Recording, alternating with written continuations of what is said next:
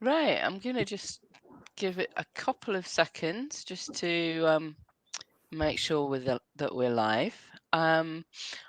Okay, well, welcome.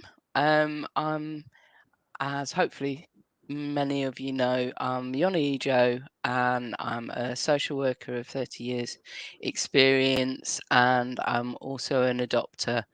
And I myself grew up in an adopted placement, in a transracial adopted placement, and I have great pleasure in Natasha Ladak joining me to talk about parenting and her head to heart um, approach. So, but I will let Natasha introduce herself. Thanks, Yoni. Thank you so much. And it's such a pleasure to be here with you all. So, as you know, I'm Natasha Ladak. I'm here from Head to Heart Connection.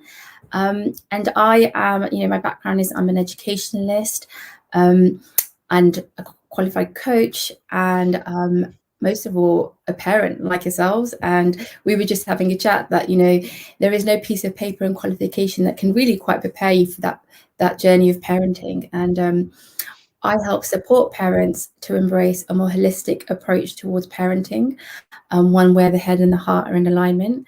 And I call that the inside out parenting. Right, thanks. I'm really looking forward to hearing a bit more about it. And yeah, I totally agree. I think when I was a social worker, a fledgling social worker, going into people's families, sort of telling them what I thought that they ought to be doing as a parent, I sometimes cringe a little bit about having had the audacity and the temerity to go into people's houses and talk to them. But I suppose the challenge is to balance all the things that, as a parent, that and the demands that are placed on you, and particularly when you're in an adoptive family, then those challenges can be even more. So, what led you to working in this field, Natasha? So, I've been working kind of with children, parents for a while now. And to be honest, this has been my life's work and passion, and kind of leading up to being in a space where I could kind of share this mission with the world. And if I'm really honest, Johnny, it's my own childhood. Like, I grew up to immigrant parents. I moved here when I was kind of 3-ish. And my parents had me really young, and I have 2 older brothers. And I remember my mum saying all the time, Tash, you don't come with a manual, you didn't come with instructions, that kind of thing. And of course, at the time, we do the best we can with what we have. But that kind of stayed with me through life. And we had our own kind of challenges. We had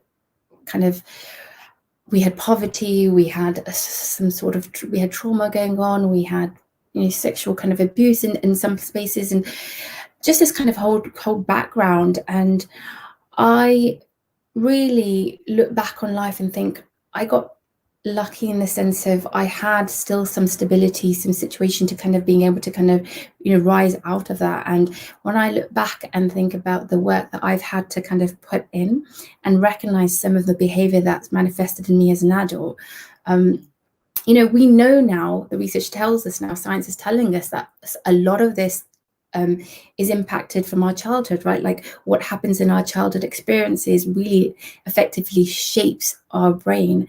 And so I just wanted to kind of share this message with as many parents as I can, and support as many as I can to, like you said at the beginning, I also have eaten humble pie where I've had children, and I've realized that this is hard, and no one can tell you, this is a formula, this is how you do it, because no one knows you better than you, and no one knows your child better than you and your context and situation. But it is just really shining a light on some of the areas where, these are the important parts where we know impact the brain and the experiences that shape the brain. And so what are some of the tools or techniques that we can kind of embrace to help give our children the best opportunity in life?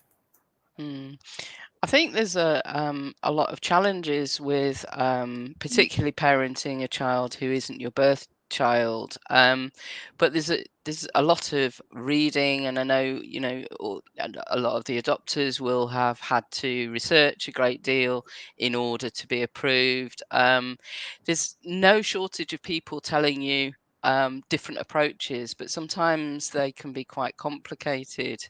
Um, do you think your approach is perhaps a bit more grounded? Perhaps? Yeah, I mean, it's really interesting. Like, I guess, thinking about it, and I know we just kind of briefly touched on that, and it's been really enlightening that actually I'd like to invite you to think about it. It's not perhaps even an approach, but more a way of being or kind of a Mm, philosophy that you want to adopt in terms of a parenting style. So, really, inside out parenting is exploring and understanding the notion that there are two parties involved in the parenting dynamic. There's the parent and the child. And I know that sounds really kind of obvious, but at the center of it, it's like really understanding on a deep level that there is two things that are happening here, and they kind of simultaneously bounce off each other. Often when we kind of are into the parenting situation, we're in the day-to-day kind of grind of life, we sometimes just kind of, we're very responsive as humans. It's natural, right? We have a stimulus and then we have this response, and it's about separating these two and understanding the different engagements and interactions that occur between us, and how they kind of create these responses. And sometimes they can be negative, and sometimes we hope to aspire to is making those responses and those connections positive and deep rooted, so that they can build connection and essentially build our brains, our children's brains. mm. um yeah. I was going to say, I think I've supported quite a lot of mainly foster carers in managing children and young people and sort of helping them develop. And I think one of the main surprises to me has been perhaps you could have two parents who are dealing with the same behaviors, and because one can incorporate it in a way that doesn't trigger maybe their self-confidence or their anxiety, um, and so can manage it, and that behavior sort of will probably reduce if not end, and another where that behavior means something very personal to them, they sometimes really struggle with it. So I think it's very important what you're saying. Yeah. And that's exactly it, that inside out parenting is inviting you to actually understand that what of this, in this situation that we're experiencing, that I'm experiencing with my child, what of this is mine and what is theirs, and what is the trigger that is being pushed here. Like, why is this kind of shaking me in some sense? And it's often, we know as adults, we have a story, we have a past, we are shaped by our childhood. And like I said, what, for one parent, the situation could be like, hey, this is absolutely fine, and for another it could really evoke a really strong response and emotion.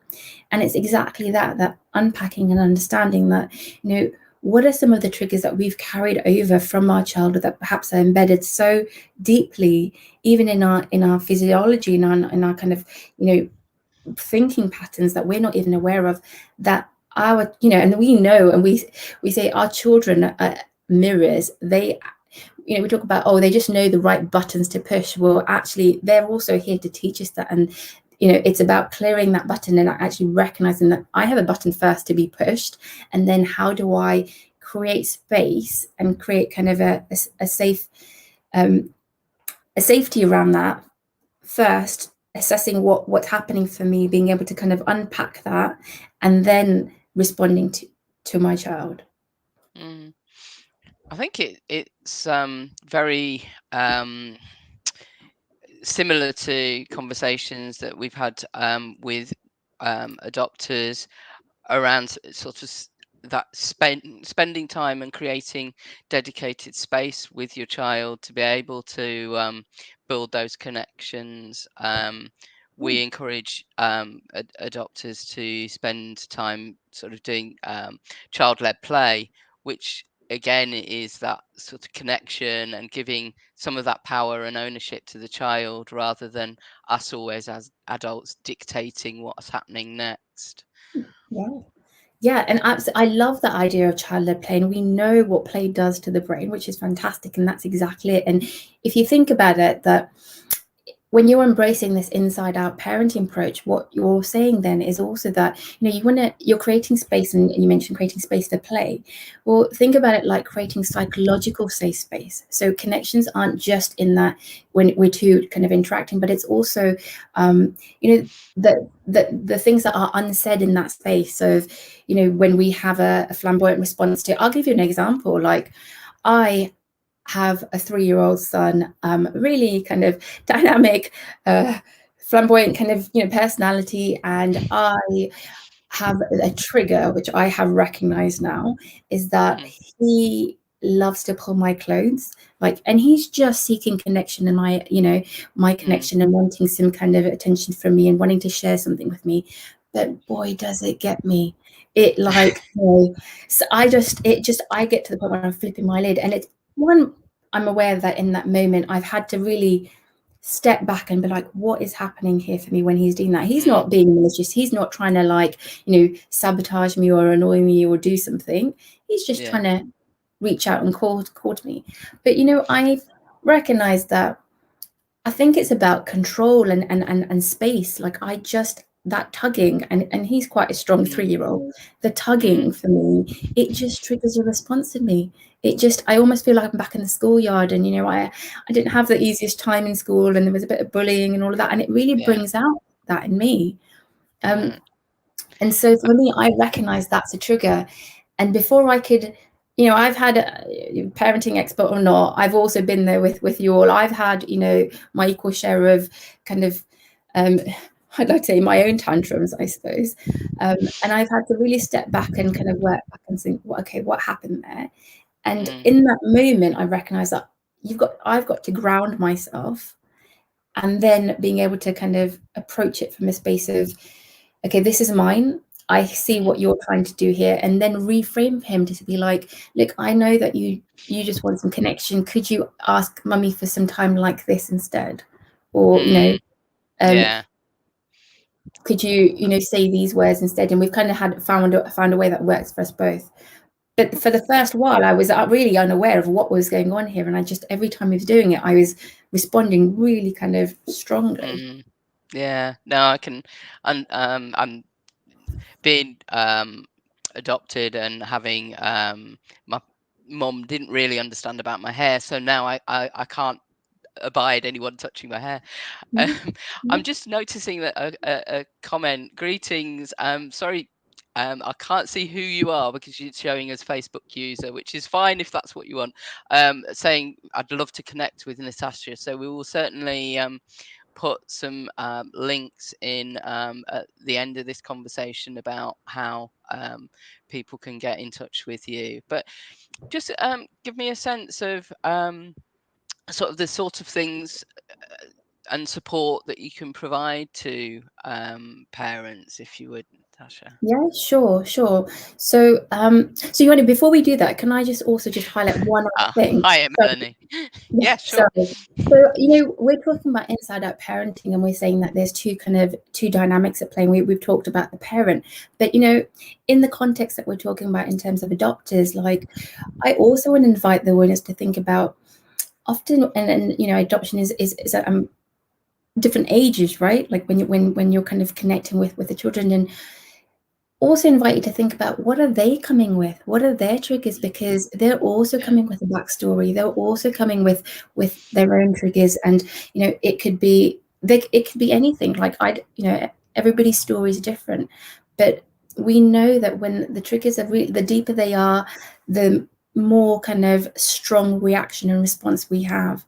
So it's not this approach, and this way of kind of being isn't just recognizing about the parent, but also then extending and hopefully then modeling to the child that this is how you can kind of work through it. So Mm, in terms of some of the support that we can offer is, of course, I do a one-to-one kind of coaching around this. So actually, we have two programs. One is the Inside Out Parenting approach, which is a program that kind of really hones in on creating space. So between the learning how between our trigger and our response, if we can just create a pause and a space, and in that space we have flexibility to choose our response. You know, most times, of course, we're Yeah. human, but to choose our response in an appropriate manner that we want to really then build that connection with our child. So the Inside Out Parenting program is kind of saying, let's start with us, the parent, first. That's where the journey of parenting begins, with us. Often we think that, okay, I've got this child and I need to do XYZ and kind of, kind of nurture and get all the kind of external things ready for this kid. But we don't always think about, well, actually, how am I first preparing myself to become that parent, and stepping into that. And then to complement that, then once we've kind of said, okay, this is how we do the parenting for us, and then we have a program called a purposeful parenting program.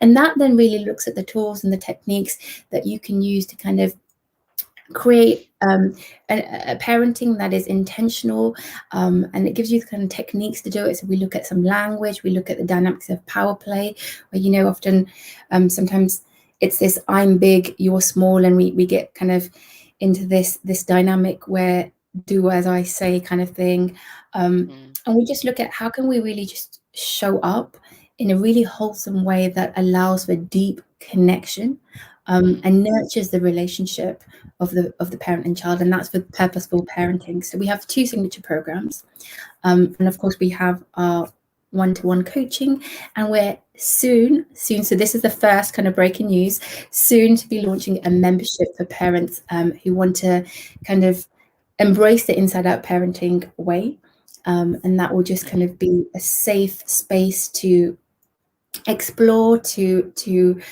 unpack, and um, to talk about what's going on for you as a parent. Like, it's overwhelming, and particularly Mm. in the context of adopters, like regular parenting is difficult, but there are so many other complexities I'm sure that you can share with me that Yeah. come with parenting in adopting. And I'm sure this is okay with you, Natasha. But if people watching do want to ask a question, I'm sure you'd be happy to answer that. Yeah, yeah. So that would be great. I think in terms of adoption, things can, like you say, children are very much the product of their earlier history, and consequently, sometimes they can be really triggered by things that are quite unexpected. And I think that's quite a big challenge for adopters and foster carers. Things like, being sent to their room, um, being in their bedroom can be quite triggering depending on their early life. Do you have any thoughts on how to sort of manage those challenges? Yeah, I mean, I think each situation is different, and it's really hard, and I try and refrain from kind of giving a blanket fix for everything. But I think one of the things is just understanding and what is happening in this situation. And like I said, what's happening for me, what's happening for them. Um, and in that moment, it's really easy to be like, okay, what's happening for me, and how do I kind of stop myself in that situation? It's easy to say, but it's really about walking that walk. And so I want to share just two tools with you about, Mm. in those moments where you just feel overwhelmed and everything is charged, and everybody's triggers are being pushed at the same time, remembering one, that we are the adult, and so we need to ground ourselves back into that adult state and operate from that place. And so we really set the tone, and the tone of the psychological space and safety, right? So Mm. just kept bearing that in mind. One of my favorite things to create that space is the 6-second pause. So I don't know if you've heard the 6-second pause, but it's okay. So that moment where you're just going to flip your lid, and you're just like, yeah.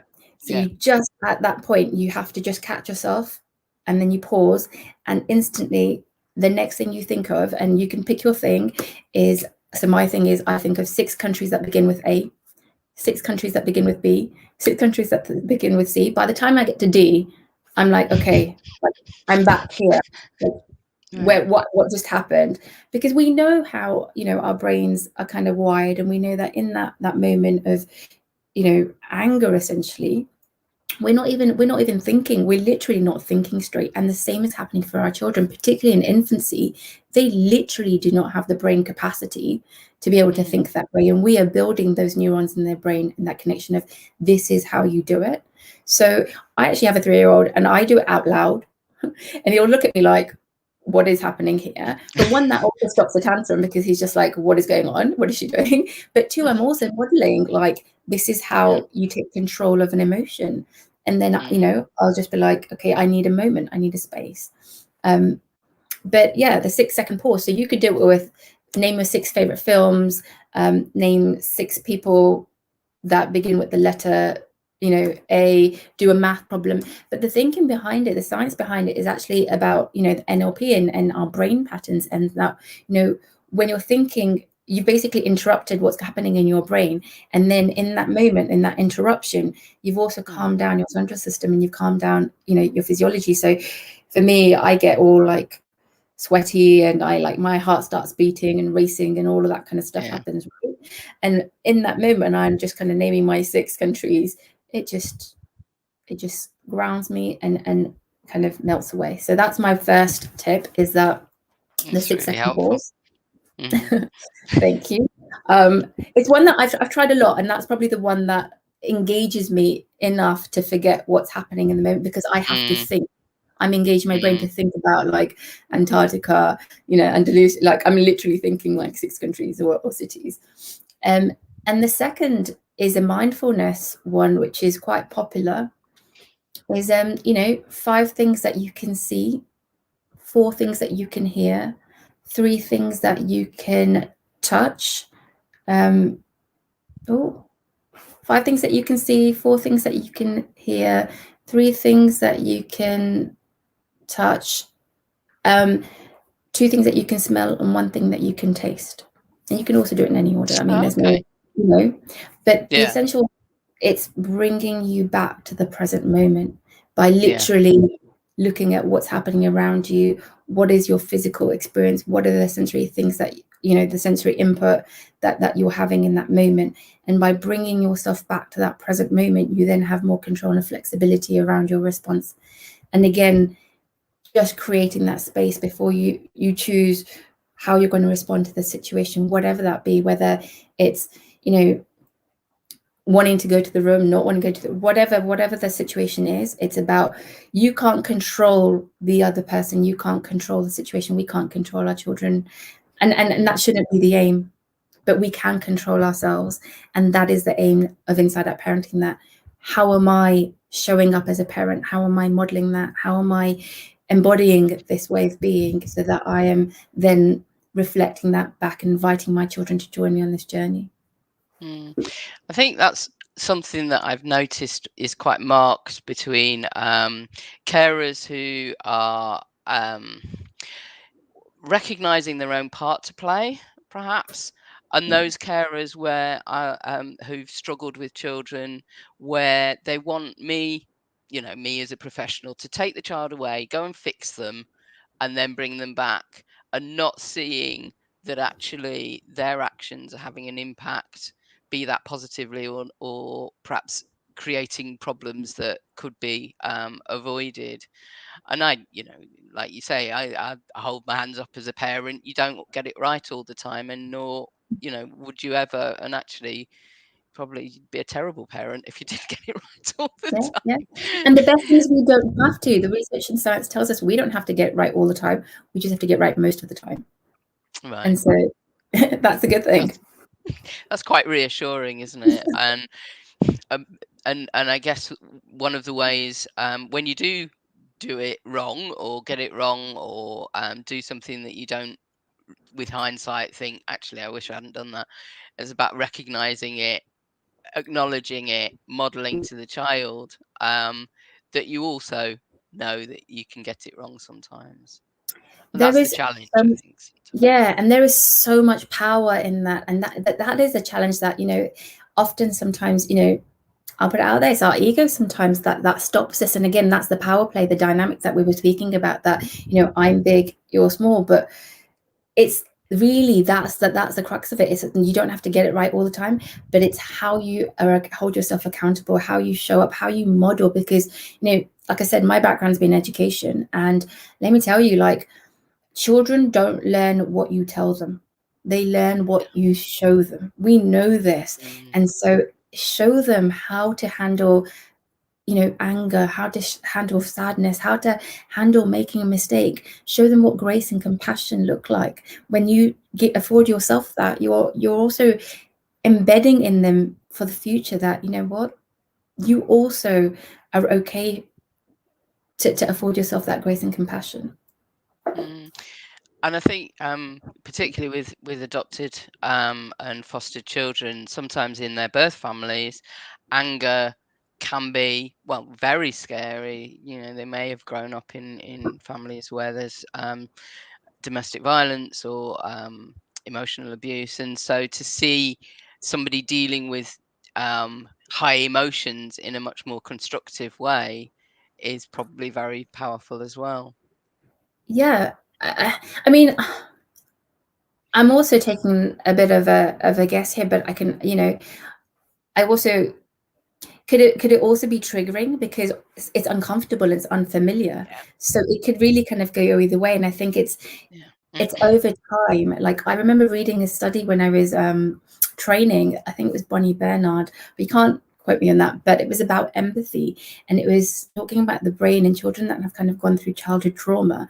But our brains in development up until the age of 30 are amazing. I mean, they're amazing generally, but we know we have neuroplasticity, and we can kind of wire and rewire.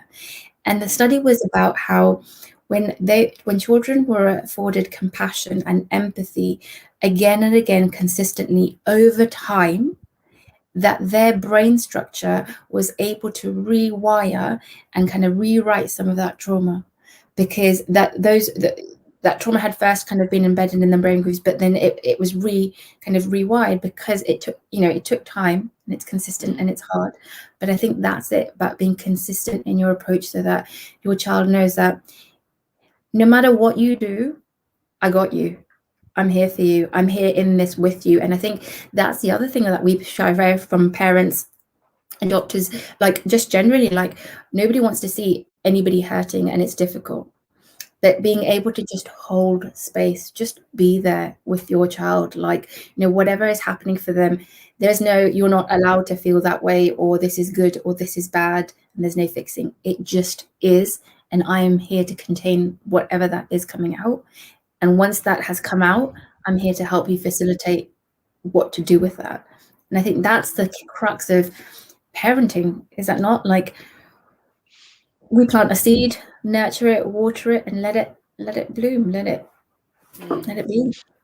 That's absolutely right, and I think children quite often can really struggle to regulate their own emotions, and then if they've got an adult who can't hold space, as you say, for them and their high emotions, then it also, I think, with some children who sort of get this skewed sense of their own powerfulness in their own emotions, and that can be quite um, scary, really, because they believe that they have more influence around um, adults than perhaps they should do or they do, because people's response to how they are when they are upset or Yeah. angry.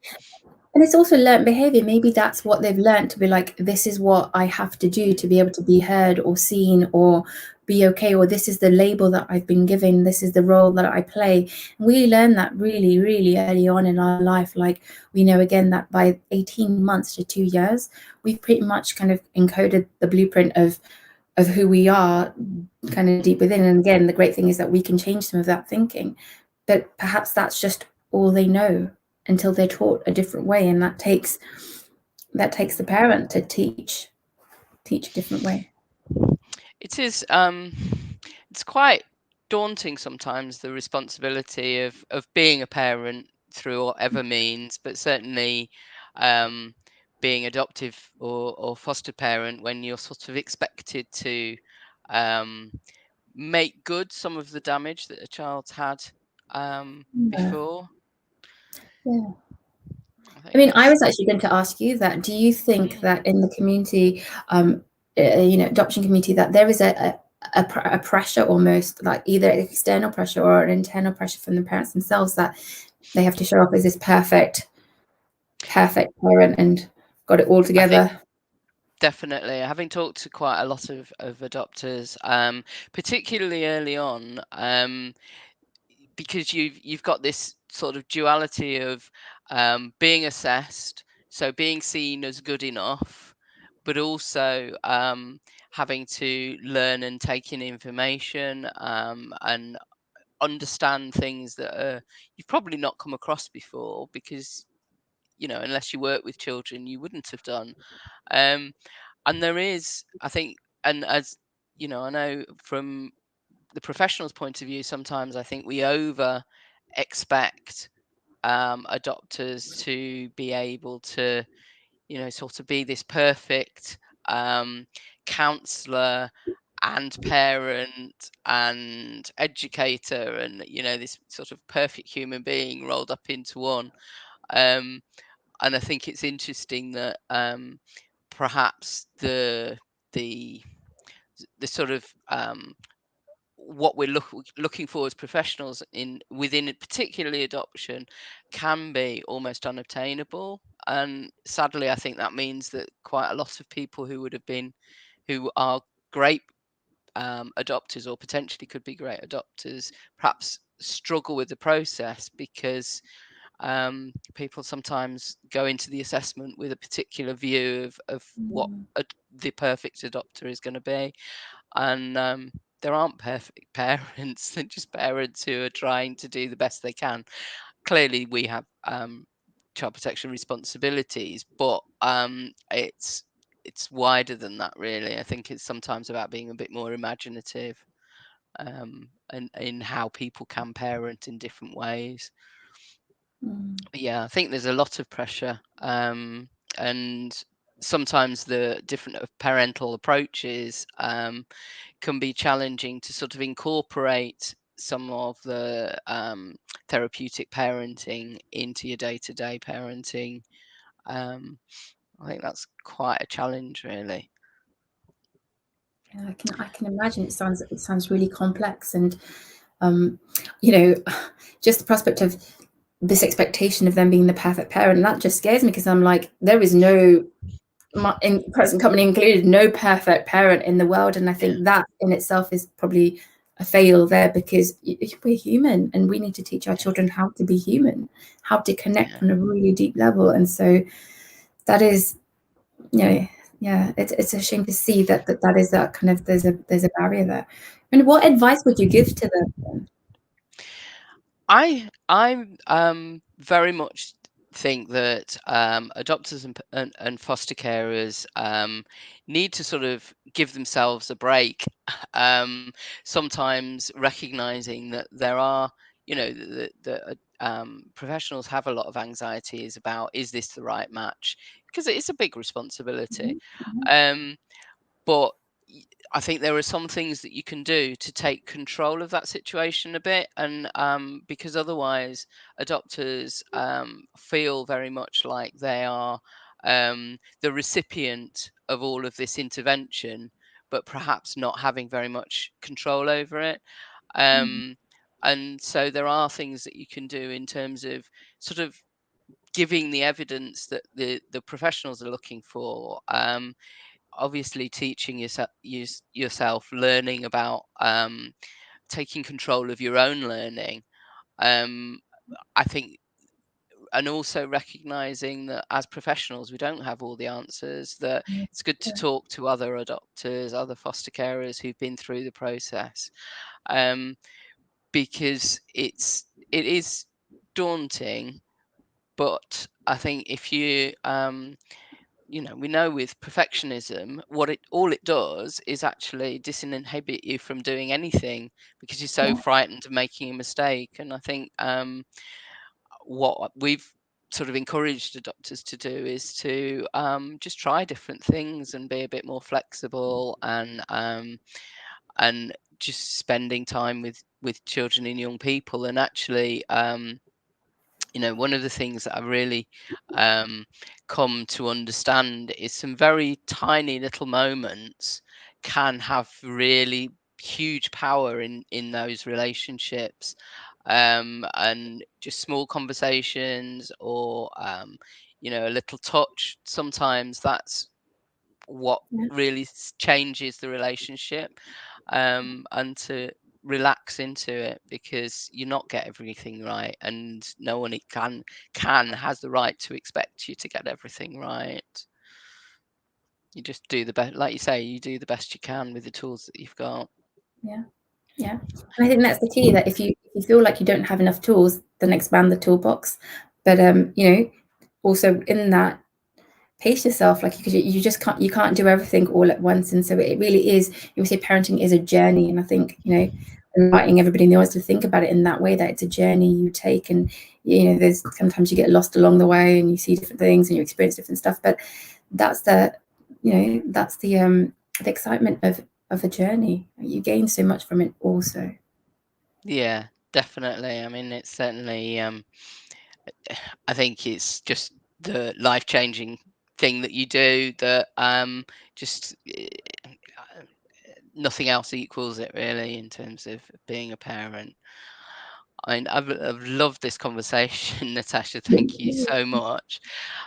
So, for Melanie and everyone else who wants to get in touch with you, how can they um, sort of further this conversation? Yeah. So I will pass my details to you, and you can share with all your network. Okay. But if you want to follow me and grab some more information around inside out parenting, then you can find me on Instagram. It's natasha.ladak. And you can just follow along. We're also on Facebook. I think the name is Head to Heart Connection. You just put that in, and you should hopefully see us pop up as well. You can also just type in Natasha Ladak to LinkedIn, and you'll find me on there as well. And really, just kind of reach out. I would love to hear some, from some of you, and I'd really love to offer your community, a free connection call. Just let's get together, let's connect, let's explore what's going on, and I'd love to support this cause. It's an amazing opportunity, and I'd love to be part of this. Oh, thank you. Thank you so much. I know, our community will be really grateful and appreciative, and will have enjoyed this conversation as much as I'd have. So, thank you very much for your time. Almost And for having I me. thank you, and look forward to speaking to you again. Thank you. Take care, and bye Bye. bye. Hope you've enjoyed it. Bye.